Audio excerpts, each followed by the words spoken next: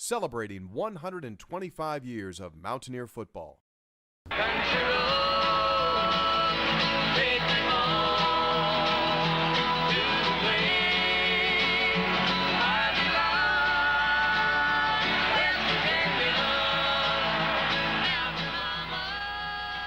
Mountaineer football, the pride and joy of the West Virginia people, moved to a new home in 1980.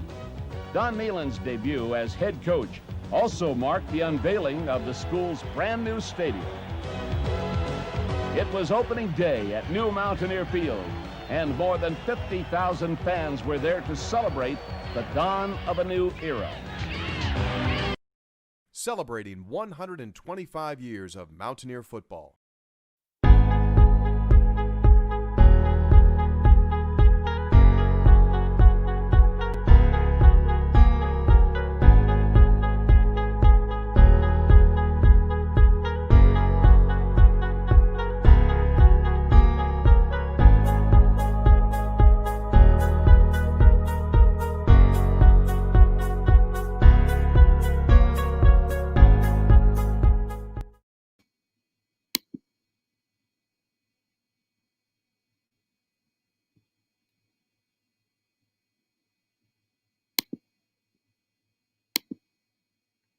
Good afternoon, everyone, and welcome to the first edition of the Mountaineer Masterminds WVU Alumni Webinar Series. My name is Kevin Berry, and I'm the Associate Director of the WVU Alumni Association. Joining me this afternoon is John Antonik, Director of Athletics Content for the WVU Department of Intercollegiate Athletics, author and resident WVU sports historian. Today, we'll take an insider's view into WVU sports history, focusing on the first 40 years of Mountaineer Field. But before we get started, just a reminder, we'll be opening the conversation up to a Q&A during the second half of the webinar. So if you have a question you'd like our guest speaker to answer, please feel free to drop it in the comments section, and we'll be happy to address your questions as long as time permits. As I mentioned a moment ago, we're joined by John Antonik. As Director of Athletics Content, John is responsible for editorial content, reporting, and feature writing for West Virginia University's Department of Intercollegiate Athletics website, WVUsports.com. He's also involved in the department's social media program, serves on the school's Sports Hall of Fame and all-time team committees for football and men's basketball, and is a contributor on the Mountaineer Sports Network from Learfield IMG football pregame show, Mountaineer Tailgate. A native of New Martinsville, Antonik has received a bachelor's degree in journalism from WVU in 1990 and a master's degree in sports management from WVU in 1992. He's authored 4 books on Mountaineer athletics: West Virginia University Football Vault, The History of the Mountaineers; Roll Out the Carpet, 101 Seasons of West Virginia University Basketball; The Backyard Brawl, Stories of one of the weirdest, wildest, longest running, and most intense rivalries in college football history; and Saturday Snapshots, West Virginia University Football. John, thanks for being here with us. We appreciate the fact that you're going to be sharing an ultimate insider's view into the first 40 years of Mountaineer Field. We're very excited for your presentation, which will include details about the origin of new Mountaineer Field, some of the key participants that made it happen, and how it has directly led to the success that Mountaineer fans have enjoyed since the groundbreaking. I also look forward to chatting with you in a bit about some of the best teams, best players, and best coaches that have ever appeared at Mountaineer Field. With that, John, the floor is yours. Wow, best teams. Well, you put me right on the spot. Thanks, Kevin, for inviting me to this webinar series. Strange times we're in right now. I left my house this morning to my son attending high school on the couch. That's kind of where we are right now. And with the video Zoom and all the stuff that's going on, I'm literally in front of a screen just about all hours of the day.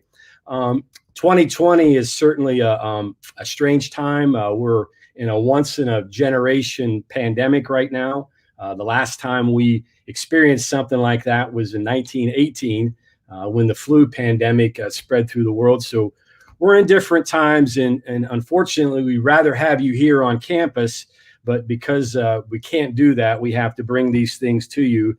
And I congratulate the Alumni Association for thinking of ways of bringing WVU to people until we can get all of you back to campus and back into Milan Puskar Stadium to watch football games in the Coliseum and so forth. As Kevin mentioned, this is the 40th anniversary of Mountaineer Field, new Mountaineer Field, which we now obviously call Milan Puskar Stadium. And earlier this summer, I was able to write a couple of pieces about the history of Mountaineer Field. And I really do think that it's an interesting history, how we got to the point where we determined to build a new stadium. And it really goes back a number of years. And through my research and talking to different people through my years here at WVU, which now are approaching 30, and being able to be around people like Mickey Fafari and Shorty Hardman and Bill Smith and Bill Van Horn and people who covered the Mountaineers all those years, I was able to pick up some things and some tidbits on how the university got to the point where it built a new stadium. And in my personal opinion, I think that it was a big pivot point. I guess you would say maybe a demarcation line in the history of our university. I think if you look at WVU, I think you can look pre-1980, before the stadium was built, and I think you can look at the university, not just athletics, but the entire university, and look post-1980, and I'll talk about that a little bit. But to me, I think around the time that Jim Carlin got to West Virginia is an important time, I think, in the history of athletics, because Jim Carlin was a young guy who came in with big ideas and was not too shy about sharing those ideas. And I think he was the guy that really got WVU thinking big. And I know from talking to people back when Carlin was here, Red Brown, the athletic director, they used to say that his favorite day of the week was Friday, because Red was on a bunch of committees, and that was the day he was in a car to leave town to get away from Carlin and also Bucky Waters, two young coaches that were kind of yanking Red in different directions with all these great ideas. But Jim Carlin was a guy who said, hey, we need to think a little bigger than the Southern Conference, and we need to think a little bigger as a university. So I think that kind of got sowed the seeds, I guess, in people's minds that, we need to think a little bigger. And Jim was never afraid to turn down an opportunity to speak. It didn't matter if it was to the Kiwanis Club or to the Boy Scouts or to the Elks Club or Rotary, Chamber of Commerce. Any opportunity he got to speak to people around the state, he did. And he constantly preached thinking a little bit bigger than what maybe others did before. And he was kind of a breath of fresh air, because the coach before him, Gene Corum, in my opinion, was really an extension of Art Lewis. So you had a philosophy at West Virginia in football that lasted about 15 years until Carlin got there. Well, as the years went by, Carlin ended up staying here 4 years and then left for Texas Tech. We get into the 1970s. And obviously, Bobby Bowden followed Jim Carlin. And during the 1970s, Bowden had some success early and then encountered some difficulties later on in his career in the mid 70s. He had some issues with quarterbacks, maybe being inexperienced or whatnot. And then it leads into 1974. And that was probably Bowden's worst year at WVU in terms of success. But it was also a bad year for Mountaineer Field because that was the time when Leland Bird, the athletic director, was notified by the Morgantown City Enforcement Code that they were going to have to condemn the stadium, particularly the west side, which runs along Campus Drive. There were literally chunks of concrete that were falling off the stadium. And if they didn't have some emergency repairs done, they were going to have to condemn part of the stadium. So Leland Bird had really basically two options. One was to kind of whack-a-mole and fix problems as they popped up with the old stadium, or he could look at possibly refurbishing the stadium. And Bobby Bowden at the time had visited, Frank Signetti had mentioned to me that Bobby Bowden had visited Texas. I think it was a spring practice, and he'd come back with some plans. And among those plans was the possibility of including a deck on the other side of the stadium. And I think we have that picture of the rendering. What came of that was a rendered image of old Mountaineer Field with a deck, as you can see there, above the west side of the seating that actually extended over Campus Drive. And that was the plan that the people at WVU at the time was pursuing as a possible solution to the problem of the stadium. And this would have been in the mid-1970s, around 1977. Well, that was kind of, let me step back for a minute. The old stadium, it was not really in an ideal place. I don't know if you could cycle back one more to the picture of the stadium. There you go. It's actually situated below Woodburn Circle. Okay, and coming down the hill, there was a creek, the Falling Run Creek, that actually ran through there. And the first stadium, which was called Splinter Stadium, is up where the Mountaineer is, and that's where the original field was for the football team. And one of the reasons that they put the stadium down here in the early 20s was it had close access to the train station, because that was the primary mode of travel back then in the early 20s, was by train. And if you notice, looking around, there is absolutely no parking. I can remember as a child going to games at Old Mountaineer Field, and you would drive, and I would drive past the stadium and drive through town, and we parked up at the Mountaineer, and then you had to walk down through campus to get to the stadium. So if you were coming from a long distance, you were going to park a long distance away from the stadium to get to the stadium. Convenient to the people that lived here in town, but to the folks that were living outside of town, particularly from Charleston or people that came from distances, it was a nightmare. And I mentioned Charleston because back in the late 60s, early 70s, the highway system in West Virginia was finally coming up to speed. Before, it was 2-lane roads. And I can remember Bowding telling me one time that when he recruited in West Virginia, you didn't recruit in terms of miles, but in terms of hours that you spent on those winding, twisting roads to get to where you need to go. And there was an old writer down in the southern part of the state, Stubby Currents, who used to complain to the coaches up here that they didn't come down to Bluefield enough to get all of those good players that were going to Virginia Tech and Kentucky and Tennessee and places like that. And Sonny Moran, the basketball coach, said, "Stubby, I can get in my car and I can drive to Canada faster than I can get down to where you are in Bluefield." And that's really how it was for a long time. So where the stadium was, the parking really wasn't that much of an issue because there weren't a lot of people that were coming to the games. And the people that did were either local or they were using another means of transportation, particularly in the early days. Well, by the early 70s, the mid 70s, Interstate 79 that actually comes up through the bottom part of the state was coming on board. They were more parts of it were being completed.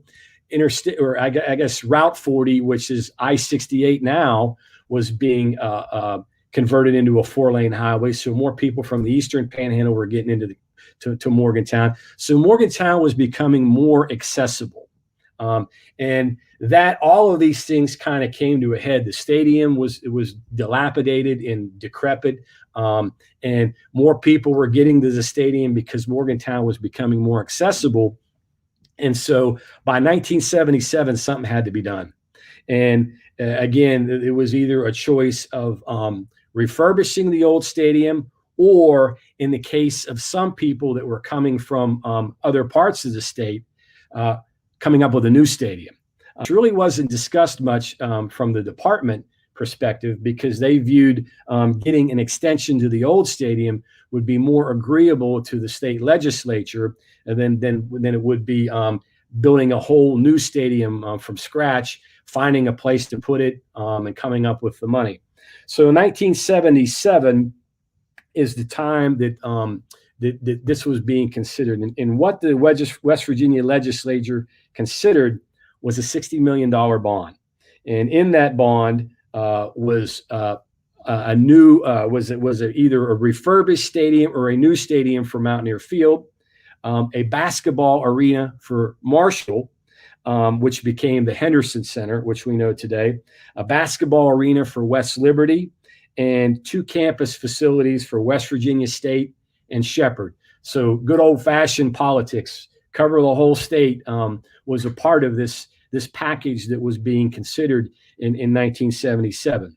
Well, a month goes into this, and there is a lot of discussion about, okay, do we really want to invest $10 million to put a new deck on an old stadium with no parking, no accessibility, that's close to campus? Or do we want to build a new stadium someplace else in Morgantown that maybe is more accessible to fans from different parts of the state, and a place that could grow and modernize WVU athletics? So this went on for a month. You had a group that was supported by maybe local downtown business people that wanted to see the stadium on campus.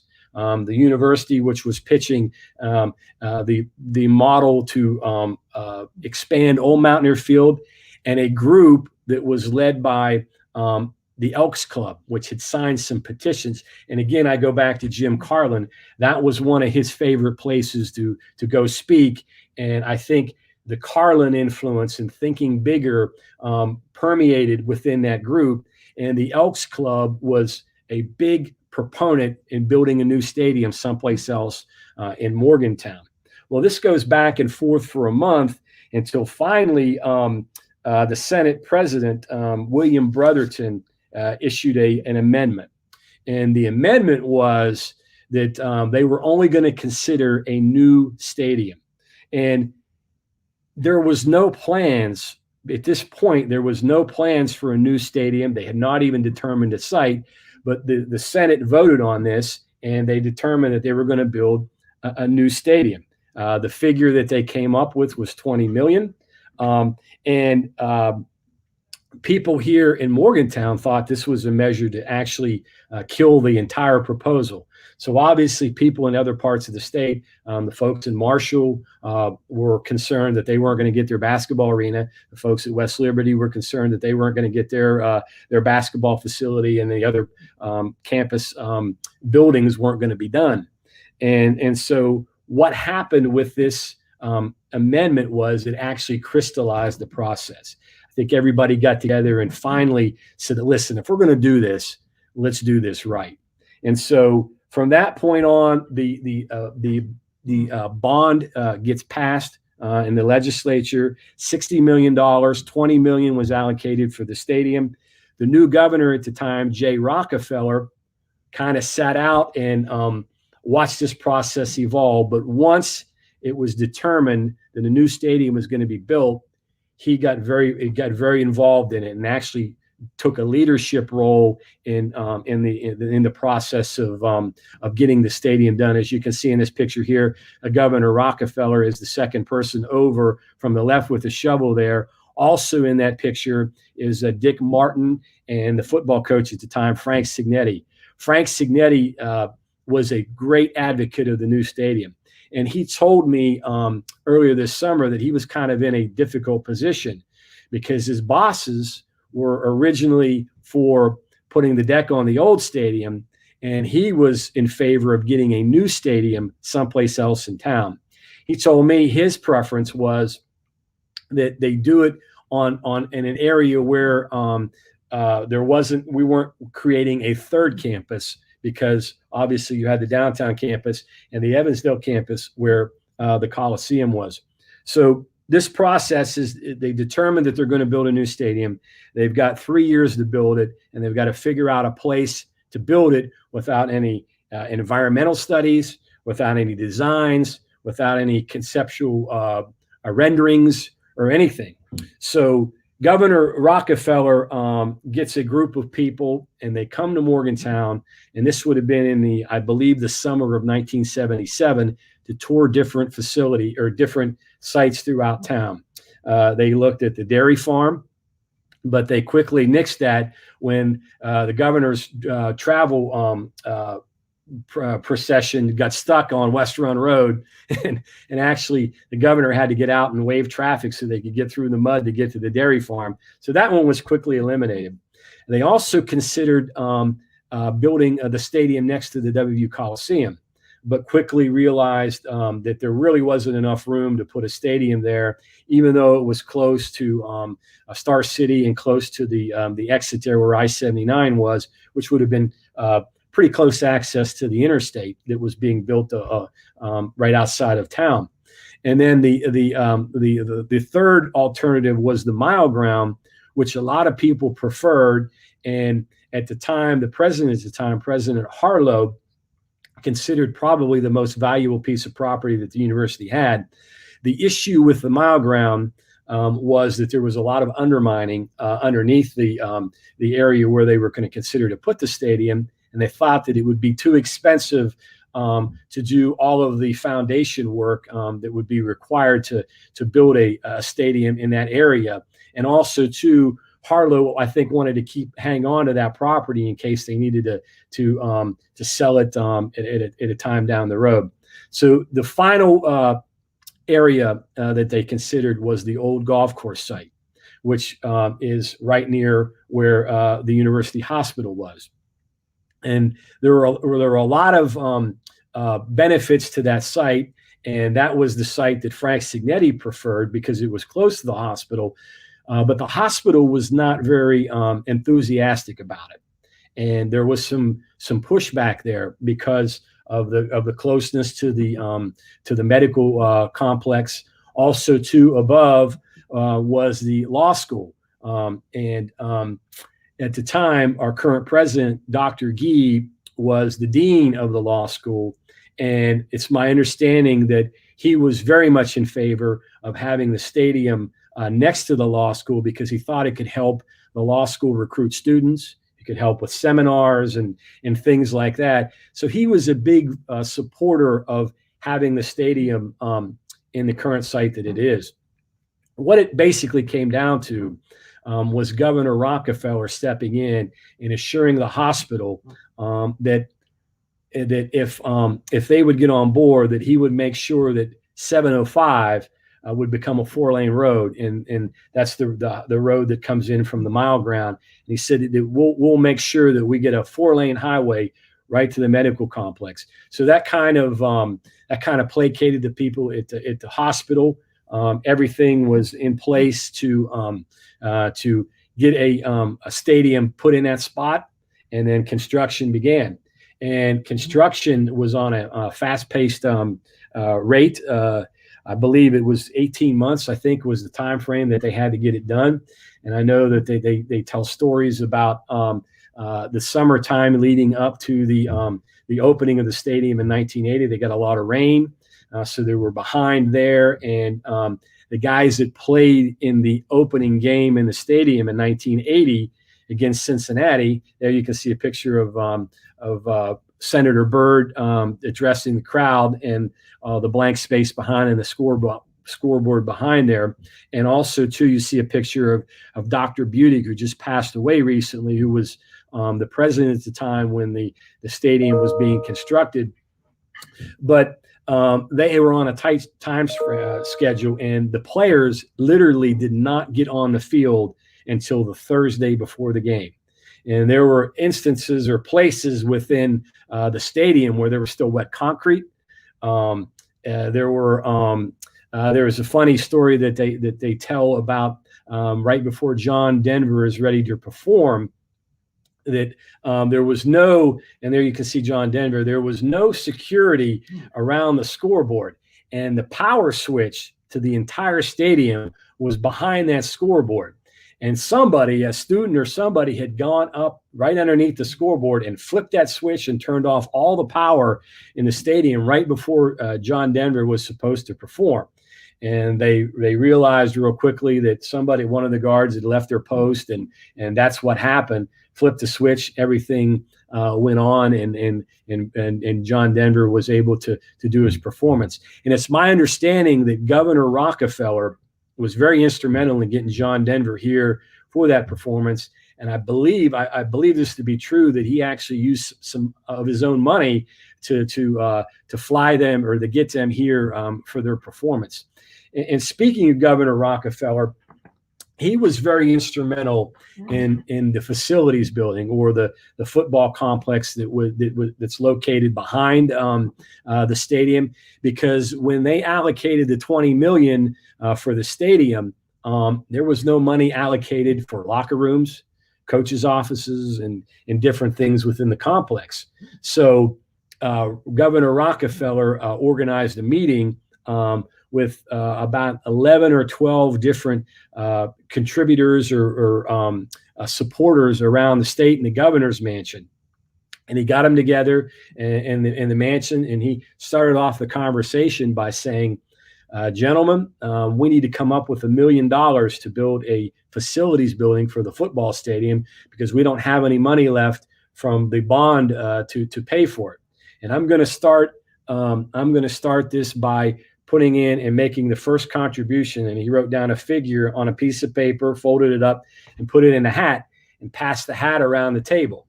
And so everybody wrote a figure down, put the piece of paper in a hat, passed it around, and it got back to Governor Rockefeller. And he got through, looked through all the pieces of paper, counted up the money, and said, "Not good enough. Let's do it again."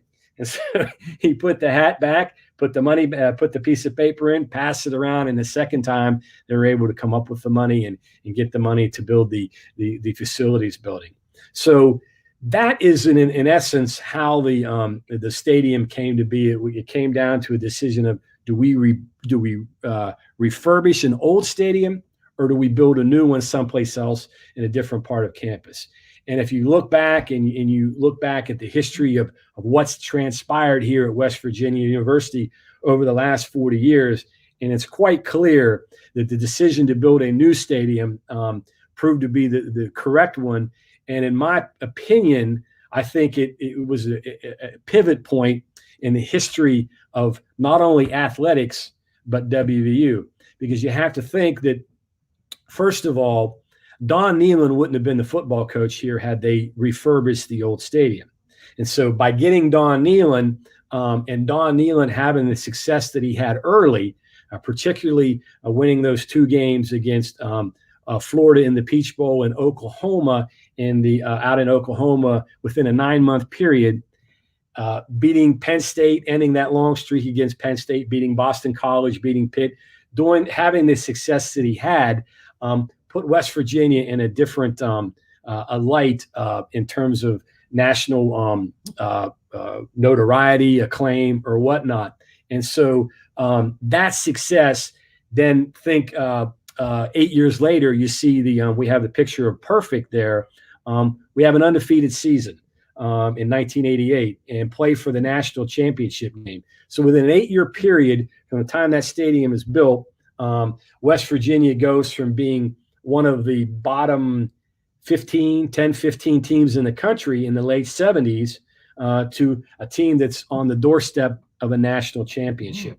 And look at what's happened to WVU over the last 40 years since the stadium was built. There's the picture of the perfect after the Syracuse game. West Virginia has won 3 BCS bowl games, beat Georgia in the 2006 Sugar Bowl, beat Oklahoma in the 2008 Fiesta Bowl, and beat Clemson in the 2012 Orange Bowl. Got into the Big 12 Conference. These things don't happen if we're not in a new stadium. And look at where WVU is right now as a university. And I don't think it's a stretch to say that athletics can play a role in the success of a university. I think if you look at Penn State, what was Penn State before Joe Paterno got there? Well, it was a farm school out in the middle of nowhere. And now look at Penn State. It's a world-class university. Look at Florida State. I don't think Florida State was any different than Central Florida or Florida International or all Florida A&M or all the other schools that were in Florida that weren't either University of Florida or Miami until Bobby Bowden got there. So sports success can have a success in the university. And I think the university has done an unbelievable job of pivoting off of that success just by the fact that the WV that you see right here on my shirt, What other school, what other university out there do you know of that can take an athletic logo, adopt it its own, and then transform it into one of the most recognizable brands in all of sports? I just saw a study that were a research study that was done a couple of weeks ago that was published that said that the West Virginia brand was the 7th most recognizable brand in all of college sports. And the only other brand within the region that ranked ahead of West Virginia was Ohio State. Now, who in 1979 or 1978 or on back into the 70s would have ever put West Virginia in any category with Ohio State? So I think that the stadium, to kind of wrap this up here, I think the stadium played a key role in not only the development of WVU and the advancement of WVU as an athletic program, but also in the advancement of West Virginia University. And Kevin, if you want to get back on here and we can maybe talk about some of the questions that are coming in, I'll be happy to answer some of them and give you some of my thoughts on that.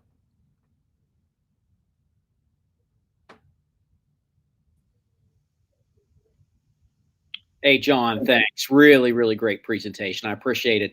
I just wanted to again invite people, anyone who would like to have a question answered by John, please feel free to place it in the comments section, and we'll certainly get to you just as quickly as we can. John, before I go to that, I have a few questions I'd like to ask, if you don't mind. Okay. My first question is, anyone who's ever traveled to Jack Trice Stadium at Iowa State will agree that prior to expansion, the two stadiums are almost identical. Could you dive a little bit into how former athletic director Leland Bird and his surrogates went about their due diligence to select a design for the stadium? Well, it's funny you mentioned Iowa State, and I didn't mention that in my presentation. That was the model that they used. And you're right, the two stadiums are almost identical. Leland told me that they visited the University of Kansas. I believe they went to Kentucky, and also Rich Stadium, which I don't know what the name of it is today, the Buffalo Bills. Those were the sites that they visited, and they determined that Iowa State fit the site that they had, that they selected out at the golf course. That best fit the topography of the area there, and in hindsight, you can see that it does fit that very well. Iowa State was, yeah, you're right. Key was the model. Hey, and John, earlier you talked a little bit about the key role that former Mountaineer head coach Frank Signetti played, as did assistant athletic director at the time, Paul Miller, in lobbying the legislature. Could you just dive a little bit deeper into how they went about lobbying the legislature for this, please? Well, Frank obviously he had a vested interest in it because his football program was going to be a beneficiary of it. Paul Miller knew all of the key players in the legislature. And you're right, he did have a vital role in this. Literally, Signetti and Miller spent pretty much the winter of 1977 in Charleston lobbying for the new stadium.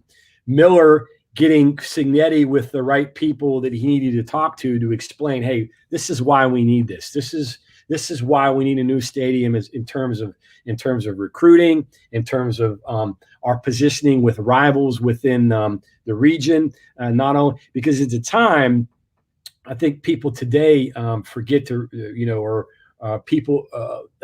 forget how good Pitt was.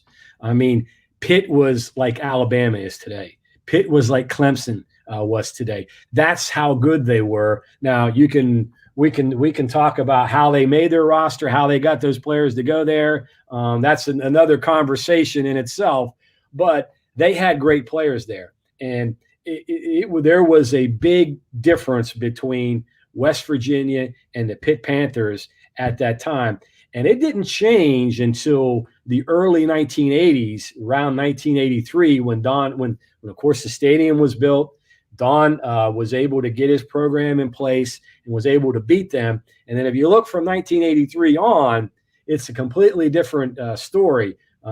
West Virginia is the program that is far ahead of Pitt. But at that time, that's who West Virginia was competing with. You were competing against Pitt. You were competing against Penn State. You were competing against Maryland. All of these places were much further ahead than West Virginia was. And Frank had very little help. He had very little help in terms of facilities. Obviously, he had health problems later in his career. And I will say this. I think one of the things that Frank Signetti did that was very helpful to Don Nehlen was, particularly in that last year when he knew he had to win, he still played young players. There were a lot of young players that played in 1979, and that kind of set up Nehlen in 1980, 81, 82 when he was able to get some success, because guys like Oliver Luck and guys like Darryl Talley and Fulton Walker and all of those great players that Nehlen inherited, Frank had played. So they had some seasoning. And so by the time Nehlen got here, the table, maybe not completely set, was there were some tools with which with Nehlen could work with. John, next question. Now, what's your favorite Mountaineer Field memory during your approaching 30-year tenure with the athletic department? Well, I can tell you probably two, and it would be in '88. I can remember, of course, the Penn State game, the '88 Penn State game. The '84 game, I was at the Boston College game when West Virginia beat Flutie, and I was one of the crazy kids running around on the field there after the game. I didn't go to the Penn State game the week after that, but I remember watching it on TV, and of course that was a great win. But the '88 game was special because we beat them pretty good, and and if you remember, right before the end of the half, Nehlen runs a draw play, and I can remember him telling me that he's just trying to. They're up 34-8 or whatnot. He just wants to go in the locker room, get his guys, because they're all sky high or whatnot. And he looks over, and Jerry Sandusky is got an all-out blitz on. And he looks over, and he sees one of his assistants. He goes, "You know what?"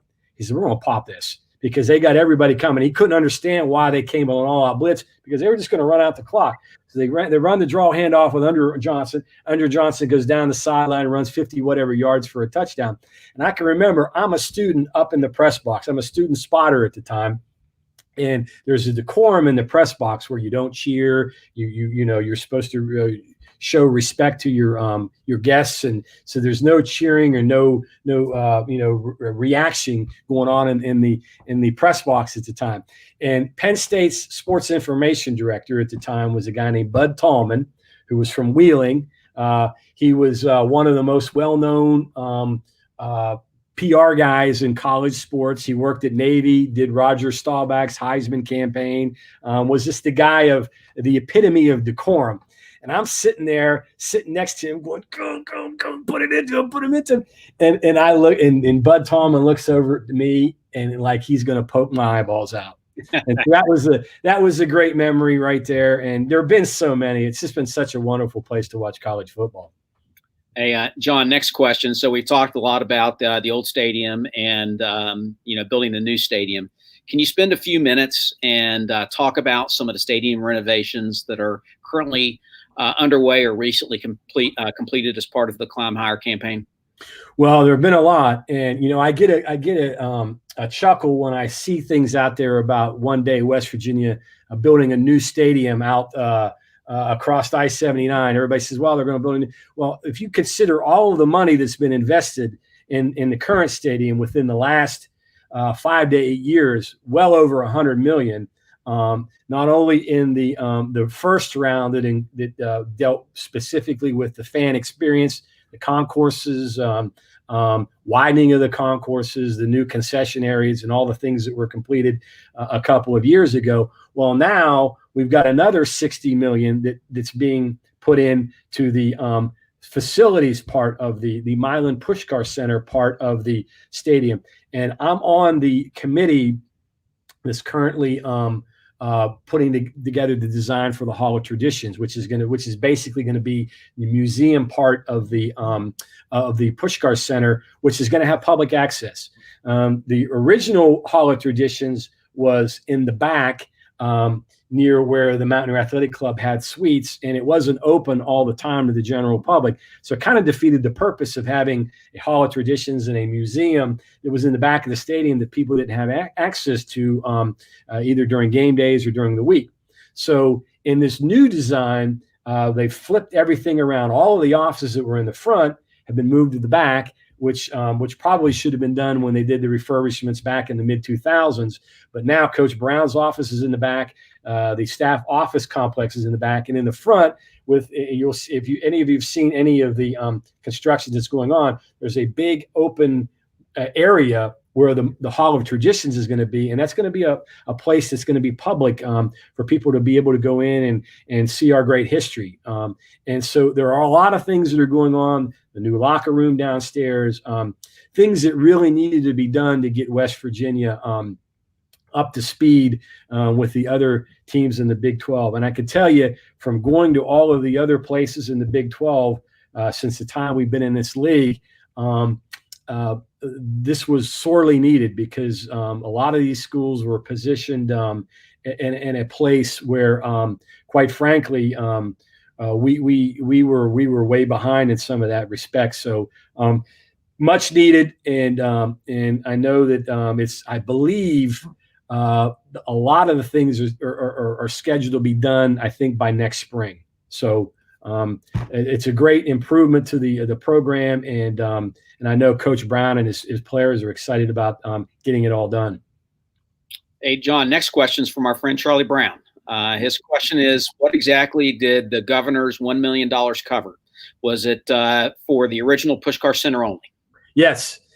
And I remember Chuck Ninus telling me a story regarding that fundraising dinner. And a lot of them were guys like Jim Compton, a lot of the great Mansion and different people that were pictures that were on the original in the original Pushkar Center. All of those people that were Buck Harless was one of them that was among that group.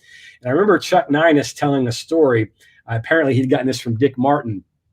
That when the governor had them all there, positioned at the door were 2 state troopers with sidearms. So those guys weren't leaving until they got the money that they needed to get to Pushkar Center, and it was only for the Pushkar Center because they only, again, when they came up with a $20 million figure, that was really basically out of thin air. They didn't even have designs or architectural renderings. They just said, well, let's build a new one for $20 million. That's twice as much as we were going to spend to put a deck on the old stadium. And real quickly into the process, they realized that's not going to be enough. Another question about renovations for you, John. With the recent renovations to the stadium, including the concourse and video boards, are there plans to renovate the press box? Some gold and blue paint with flying WV would be a nice addition. I don't know. I'm not sure about the press box. I know this. Obviously, the video boards was part of this current refurbishment process, and the video boards are a part of our relationship with Learfield IMG College. So, as far as a press box goes, I have not seen any designs or any renderings or any drawings in that regard. That would probably be a question for Athletic Director Shane Lyons. And as far as the gold and blue paint, I don't know if we have a current picture of the stadium. I thought for the Eastern Kentucky game, it looked better than it's ever looked with all of the signage that's in there now. And I don't know if you can really see if that really tells. That's the crowd we had, obviously, for the game. There is some paint, the painting that's gone on below. I think those actually might be some of the signage that's put along the facade there. But I thought the stadium looked as good as it's ever looked. And when you got a full stadium, it really doesn't matter what color it is, right? Absolutely. Hey, another question from our audience. Were there private donors in addition to state funds when funding the stadium? Not the actual stadium itself, but those people that, and I think I have them written down here, the people that were a part of that list that were in the Pushkar Center. I don't want to forget anybody because that was a really important piece to the whole thing. Bear with me here. Yeah, the 11-person group consisted of Jim Compton, Alan Coppinger Jr., Samuel Dionuzio, Fred Haddad, Lawson Hamilton, Buck Harless, Elmo Hurst, Tracy Hilton, John Manchin, Bob Orders, a former All-American player here who was a great player at WVU, and Orville Thomas. Those were the people that contributed the money to get the Pushkar Center. And quite frankly, you can't have one without the other. That was a key part of it, and it was a necessity. Another question, John. Once the Pushkar Center upgrades are made, where do you see Mountaineer Field sitting in rankings amongst the Big 12 and our traditional, schools we recruit against? Where do you see our stadium rank against that? Better. I mean, we're in a better position than we were. I mean, you're talking about. You go to Oklahoma and it's unbelievable the things that they have there right now. Texas. I mean, it's obviously situated in a beautiful place. Even TCU. TCU. They got a generous contribution from Amon G. Carter Stadium, who was a influential alum at TCU. Got a beautiful place. It doesn't seat as much as Milan Pushkar Stadium, but it's a fantastic facility. Baylor's facility is beautiful. Again, doesn't seat as much as Milan Pushkar Stadium, but it's a beautiful facility. And when you're in a league like this, it ain't cheap. We're running with the big dogs, and again, I go back to what Jim Carlin said way back in the '60s. He said, "Listen, if you want to be big time, we can do it, but we're going to need help. We're going to need everybody." And I think that applies with anything that you do. I mean, Ohio State isn't Ohio State because they got people that don't care about the program, or they got a lot of people that are involved in the success of that program. Same thing with Clemson, same thing with Alabama, Penn State, and athletics and Mountaineer Field and Milan Pushkar Stadium and the Coliseum and all things we got. It's a great source of pride. It's a great source of pride to not only the athletes that play in it, not only the people that work in it, but the whole people, but the entire state, because it is part of the whole state. Hey, John, we're running short on time, but since we promised earlier, very, very quickly, can you just list a few of the best coaches, best players, and best teams? Well, best coaches, I list them all. I mean, but think about this though. We've had a good run of coaches. I mean, obviously, I'm partial to Don Nehlen because we're not where we are without Don Nehlen. I firmly believe that Gordon Gee is not our president. Shane Lyons is not our athletic director. Neil Brown is not our head football coach. If Don Nehlen doesn't put us where we are, because before Don Nehlen got there, it would be like going to Thanksgiving dinner and not sitting at the adults table. We were down with the kids in the other room. That's where West Virginia was. And I've become to know this more and learn about this more just from the people that I've talked to around the country, people like Barry Switzer, people like Chuck Ninus, other people that were that Nehlen either served on national committees with or that he competed against. And I remember Bobby Bowden telling me one time, he said, Don Nehlen is modern West Virginia. When he came there, he changed everything, changed the uniforms, made them look like Michigan. And if you look, we looked like Michigan. Everything that he did, he kind of modeled after what he learned from Bo Schembechler. And look at where we went from being, again, a program that played against Villanova and Temple and teams like that, or even before being in a Southern Conference, to playing all the teams that we played in Milan Pushkar Stadium since the stadium was built. Notre Dame, who would have ever thought Notre Dame would come here and play a college football game? Who would have ever thought Ohio State would come to West Virginia and play a college football game?